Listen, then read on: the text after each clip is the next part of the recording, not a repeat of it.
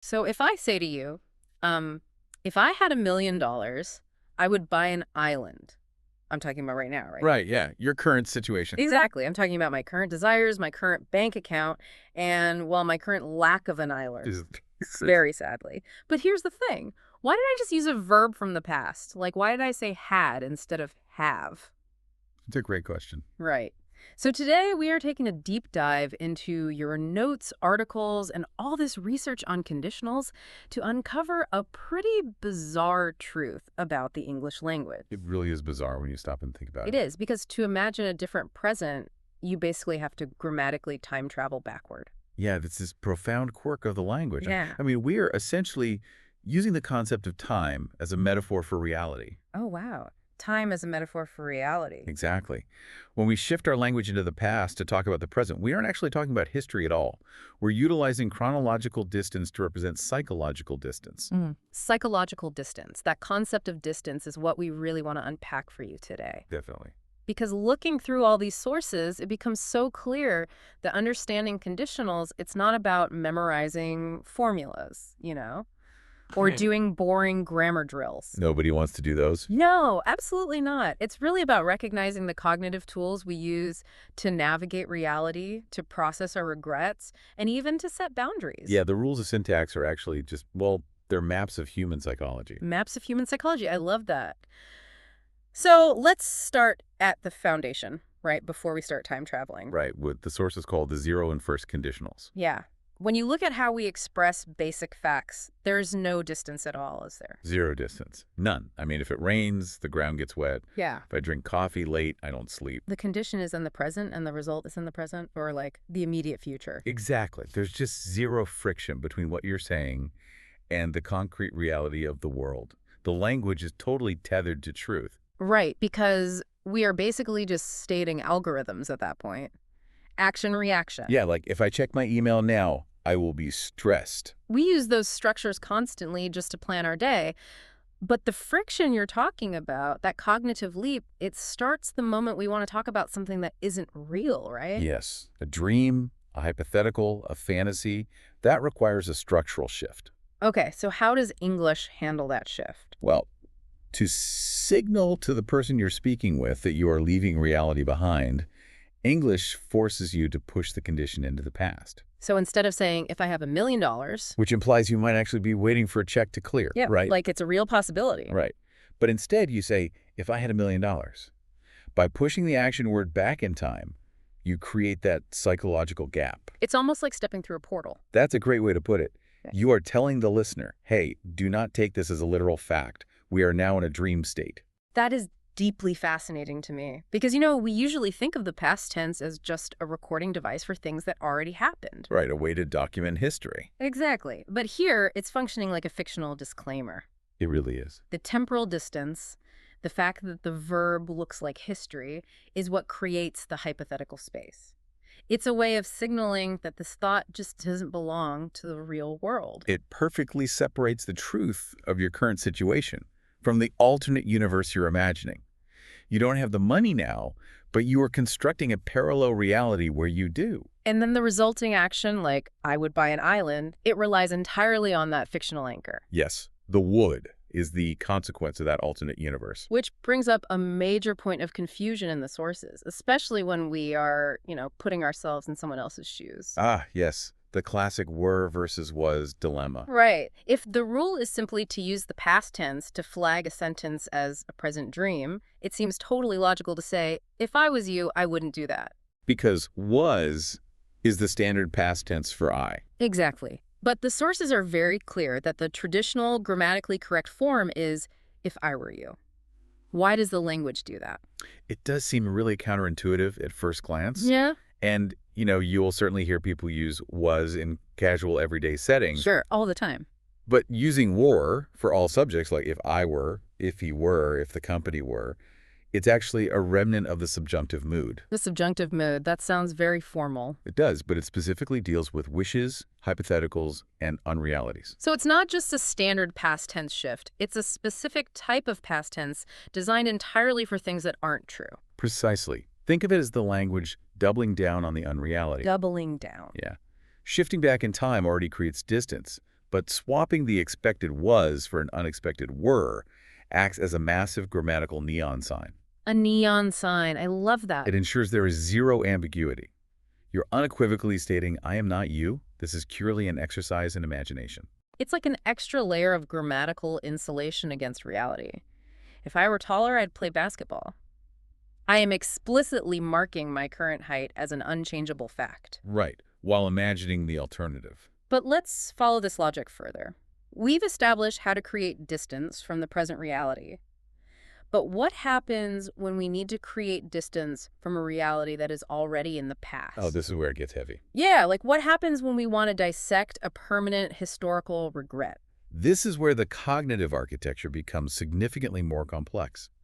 We are moving from the grammar of dreams into the grammar of regret. The grammar of regret. That sounds like a great album title. It really does. But linguistically, to imagine a different outcome for an event that has already been permanently etched into history, you have to create even more distance. Because you can't just step back into the past. Exactly. You can't because the reality you're trying to alter is already located there. So you have to step into a timeline that is like further back than the past itself. Yes. You have to anchor your condition in a timeline that never existed. Grammatically, this means using an extra layer of weight. And what does that look like? We add the word had to the condition, so you get the past perfect.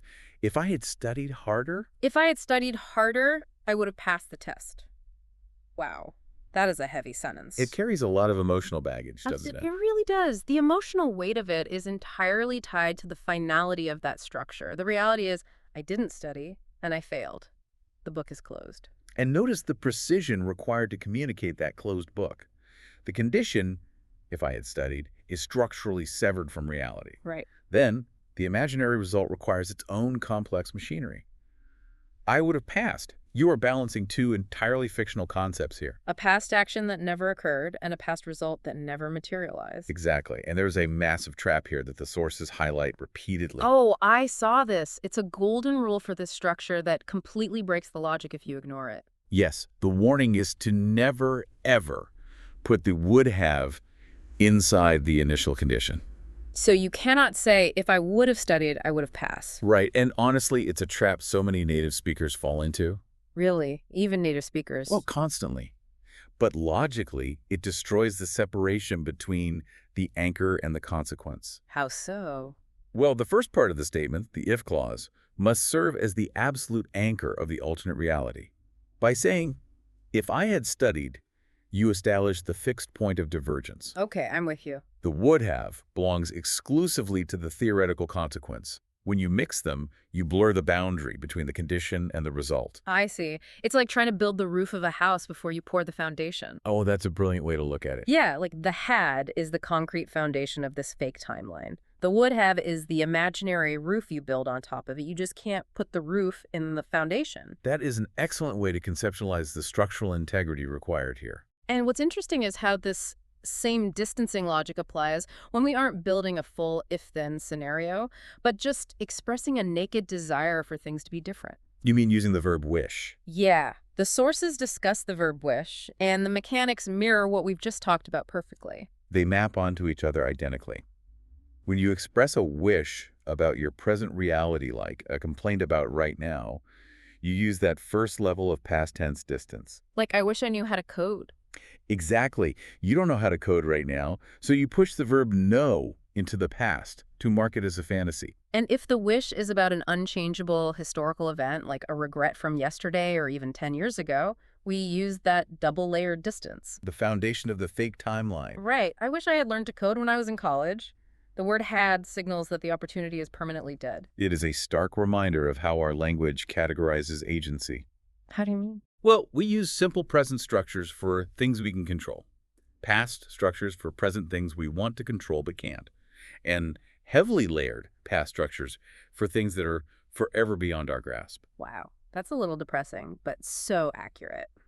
But we've been talking about the past as if it's a completely sealed box. It rarely is, though. Exactly. The reality of human experience is that the past rarely stays in the past. The choices we made in those dead timelines are actively punishing or rewarding us right now. The timelines collide. Yes, the timelines collide, and the sources call this mixed conditionals. Right. This is the structural tool we use when a permanent historical fact bleeds directly into our current ongoing reality.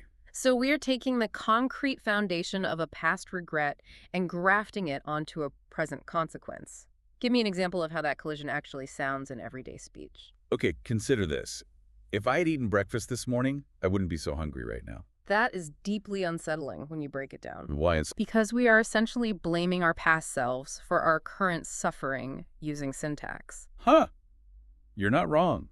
If I had eaten breakfast, there's the dead historical timeline. I skipped it, it's over. I wouldn't be hungry now. That's the present reality I'm currently trapped in. And mathematically, you are pulling the had condition from the grammar of regret and attaching it to the would result from the grammar of present dreams. It's wild. You are isolating the specific historical variable that, if altered, would fundamentally change the reality you are standing in at this very second. It's the butterfly effect, but in reverse. Wait, how do you mean? Well, the classic butterfly effect is about moving forward, right? You step on a butterfly millions of years ago, and you don't know what the outcome will be until you travel back to the present and see the consequences. Right, like in the sci-fi movies. Exactly. But mixed conditionals operate backward. We are looking at the present consequence, like, I am currently starving, or I am currently lost, and we are analyzing history to diagnose the exact butterfly we stepped on to cause it. Oh, I see what you're saying. If you had looked at the map, we wouldn't be lost in these woods. We're identifying the specific historical failure that created our present misery. That is a highly accurate diagnosis of the cognitive process. We aren't predicting the future. We are forensically analyzing the past to explain the present. Forensically analyzing. I like that. It's a tool for accountability, for sudden realizations, and often, for assigning blame. We've spent a lot of time inside our own heads so far today, you know? We have. Navigating our internal dreams, our personal regrets, our forensic analysis of our mistakes. But conditionals aren't just for introspection. Not at all. They are also how we interact with the outside world. They're how we establish rules, negotiate, and draw lines in the sand with other people. This requires a shift in focus to conditional linkers. Linkers, right. Words and phrases like unless, provided that, and as long as. If the hypothetical conditionals we just discussed are the architecture of human imagination, these linkers are the algorithms of human negotiation.